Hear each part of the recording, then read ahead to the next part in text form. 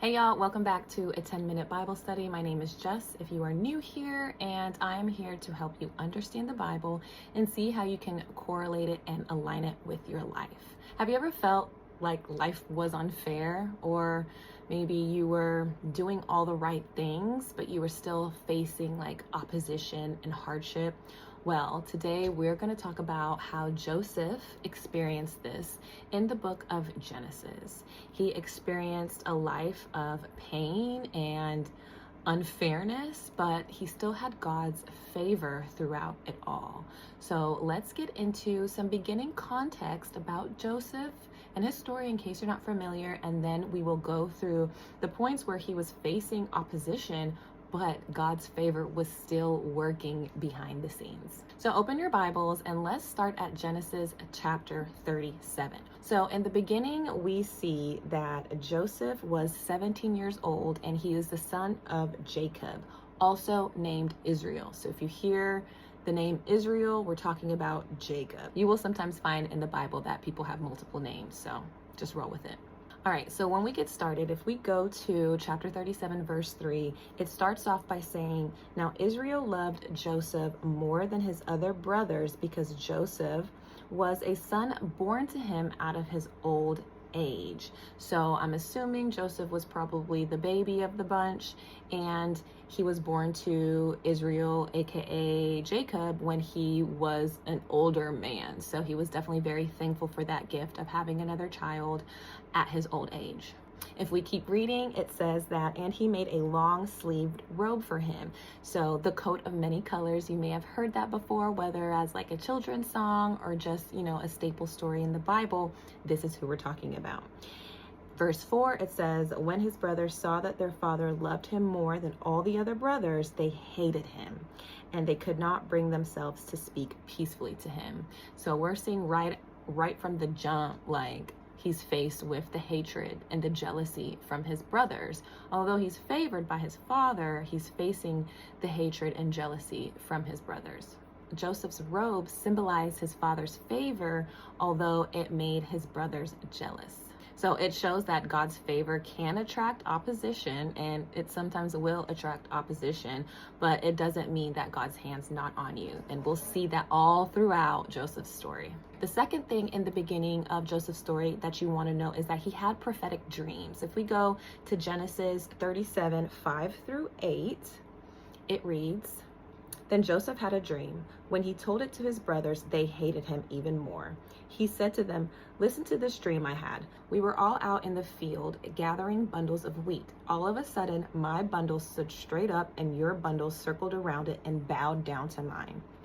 His brothers said, 'So you're going to rule us? You're going to boss us around?' They hated him even more because of his dreams and the way that he talked." So this was the first dream. This dream symbolized his leadership that was to come. He didn't know it at the time specifically what it was, but that's what that was symbolizing. Okay, and we go down a little bit more. He had another dream and told this one also to his brothers. You already know, they're like, "What now?" He said, "I had another dream. The sun, the moon, and 11 stars bowed down to me." Verse 10, "When he told it to his father and his fathers reprimanded him. 'What's with all this dreaming? Am I, your mother, and your brothers all supposed to bow down to you?' His brothers were really jealous, but his father kept that matter in mind. So although his father reprimanded him, his father kept that in mind. And so the second dream pretty much symbolizes his whole family recognizing his future authority. His father probably felt like, okay, something might be special with my child. So a key lesson for us is not everyone will understand or celebrate the vision God gives you. So sometimes it is best to keep it to yourself, or to be very careful who you share your dreams, your visions, and your goals with.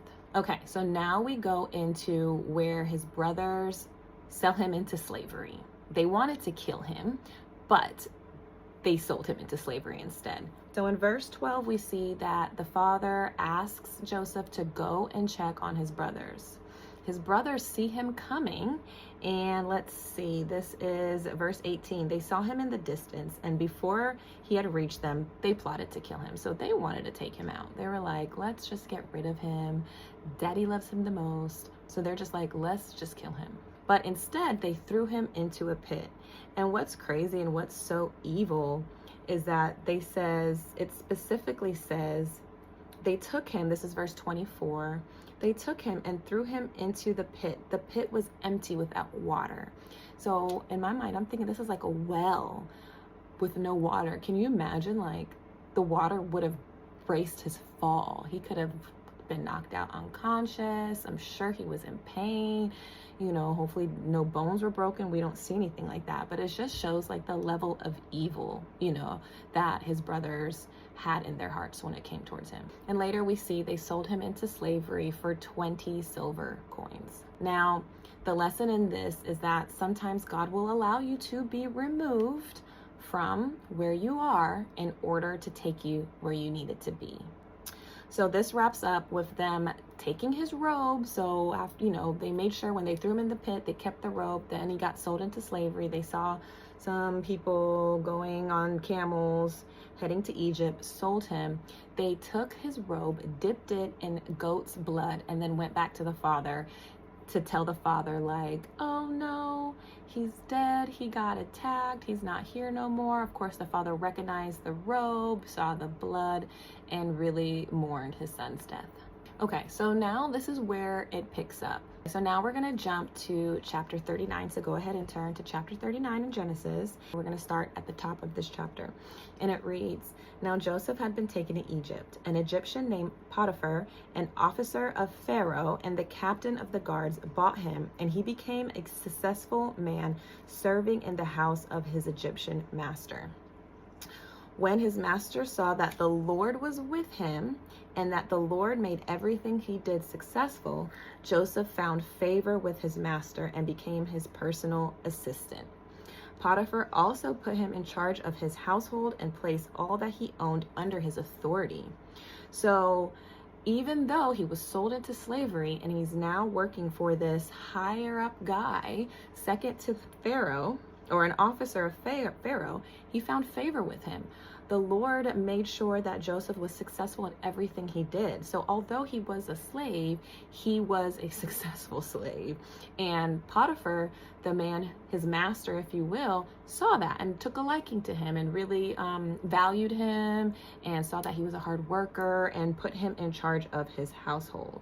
The Lord didn't need all of Egypt to see that Joseph was a good person. He just needed one person. So sometimes all you need is just one person to see maybe something you don't even see in yourself. So verse 5, it goes to say, from the time that he put him in charge of the household and all he owned, the Lord blessed the Egyptian's household because of Joseph. So Joseph clearly had, as soon as he started working there, his energy, his work ethic, whatever it was, he had favor. He had the hand of the Lord's favor over him, and everything he did was blessed. Verse 6, it says, he left all that he owned under Joseph's authority. He did not concern himself with anything except the food he ate. Now it goes into saying, Joseph was well built and handsome. It says it right here. So Joseph was a good-looking young man. That probably was also why his brothers were probably a little bit jealous of him. And if I'm not mistaken, some of those brothers were half brothers, so different mother, not full blood siblings. So we see that Joseph was well built and handsome. You want to know what happens next? If you're familiar with the story, you know what happens next. But if you're not, here we go. Verse 7. After some time, his master's wife looked longingly at Joseph and said, sleep with me. So she sees this young man in the house and he is successful at all he's doing and he just has this favor upon him and he has good work ethic and he also just so happens to be handsome and she wants to sleep with him. She is pestering him and keeps bothering him.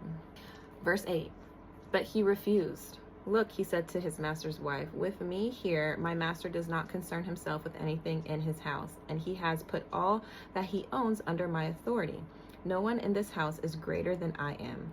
He has withheld nothing from me except you, because you are his wife. So how could I do this immense evil? How could I sin against God? So that's just showing Joseph's heart posture. You know what I mean? He wasn't looking for lust. He wasn't looking for validation or attention or anything. Like, he was just literally focused on like where he's at. He's just dealing with the hand that he was dealt. And he told this lady, like, no. Verse 10, although she spoke to Joseph day after day, he refused to go to bed with her. Now, one day he went into the house to do his work, and none of the household servants were there. Baby, she was trying to set him up for the okey doke. Verse 12, she grabbed him by his garment and said, sleep with me. But leaving his garment in her hand, he escaped and ran outside. When she saw that he had left his garment with her and had run outside, she called the household servants. Look, she said to them, my husband brought a Hebrew man to make a fool of us. He came on to me so he could sleep with me, and I screamed as loud as I could. When he heard me screaming for help, he left his garment beside me and ran outside. This is another situation where he didn't do anything wrong. Like, he didn't do anything wrong. And this situation happened. He's being falsely accused of trying to sleep with this woman, being an adulterer, whatever you want to call it. And now she's like, because she can't have him, now she's just like, okay, I'm going to go to my husband and tell him that he did this so, you know, he can be dealt with. So then verse 17, her husband comes home and she says, the Hebrew slave you brought to us came to make a fool of me, but when I screamed for help, he left his garment. When the master heard the story, his wife told him, who do you think he gonna believe? Joseph or his wife? Exactly. He was furious and had him thrown into prison, where the king's prisoners were confined. So now Joseph is in prison. So he goes from his brothers hating him, wanting to kill him, throwing him in a pit, then selling him. After he's sold into Egypt at Potiphar's house, he's doing what he's doing. He's doing the best with what he has. He's climbing the ranks. Then Potiphar's wife now makes these false accusations. Of course, Potiphar believes his wife, and now we find Joseph here in prison. But verse 21, it says, but the Lord was with Joseph and extended kindness to him. He granted him favor with the prison warden. The warden put all the prisoners who were in prison under Joseph's authority. He was responsible for everything that was done there. The warden did not bother with anything under Joseph's authority because the Lord was with him, and the Lord made everything he did successful.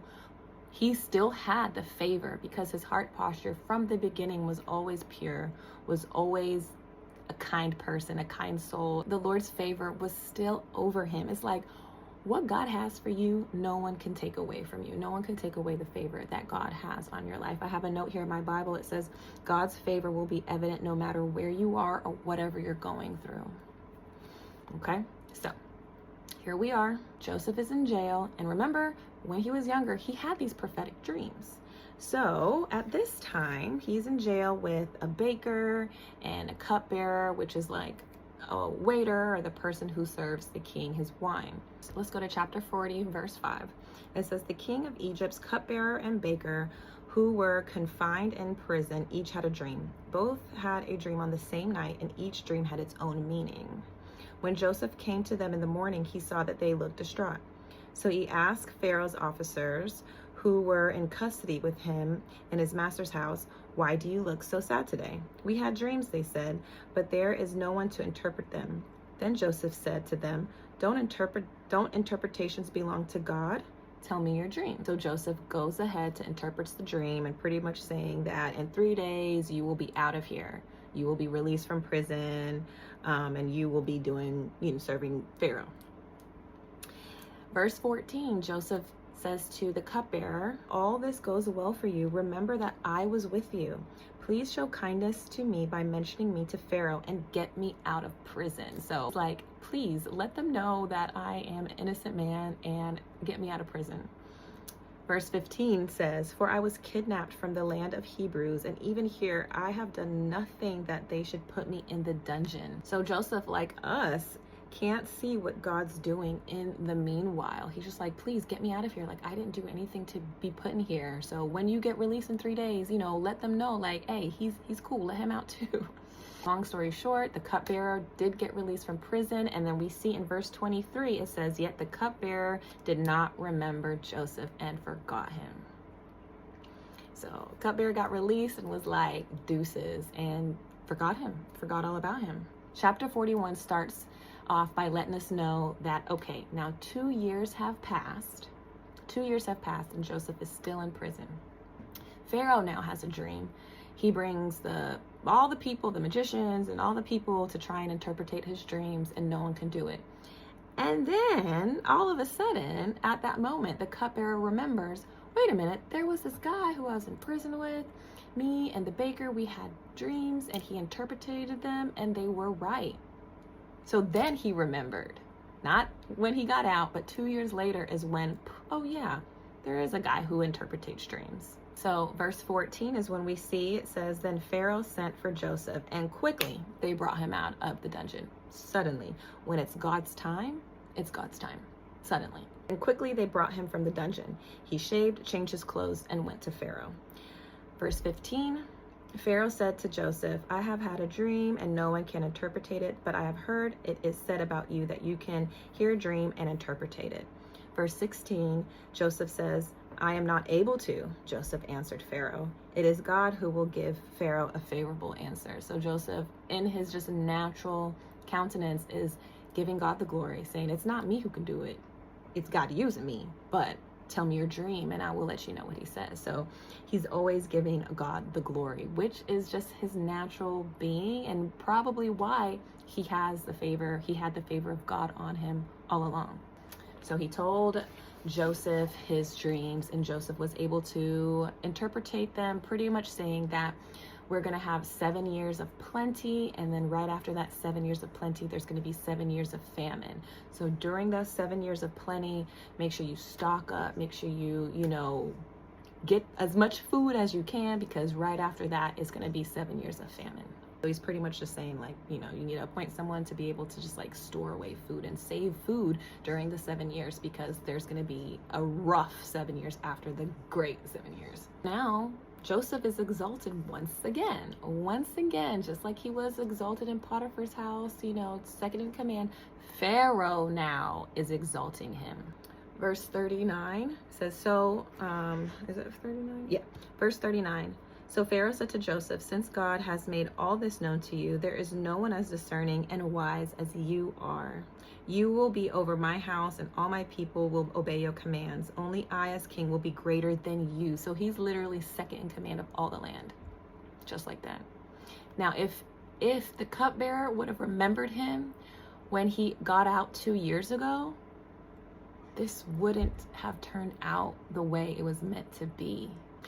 So what all this shows right now is sometimes a setback is really a setup for favor.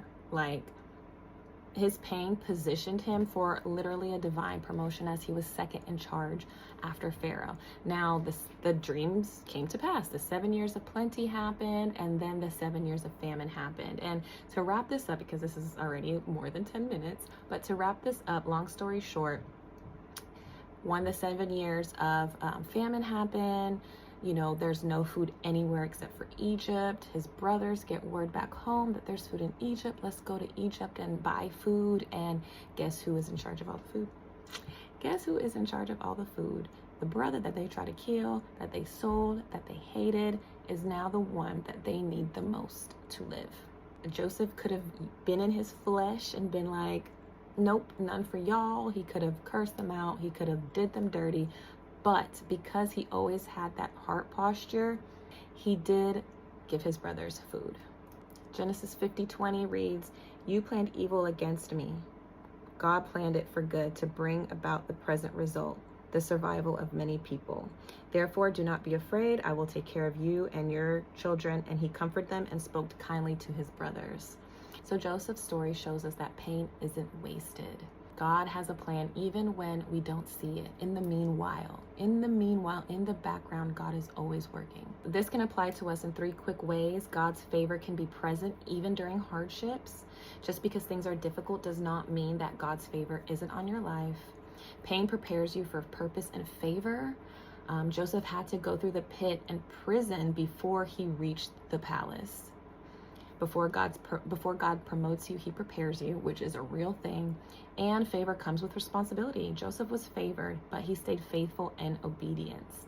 God doesn't just give us favor for our benefit, but so that we can be a blessing to others. And he was a blessing to others. Have you ever experienced God's favor in a difficult season? Definitely share below, share some encouragement. If this quick, longer than 10-minute Bible study blessed you, please give it a thumbs up and share it to someone. Someone may need to hear this. And I thank you so much for watching, and I'll see you next time. Bye.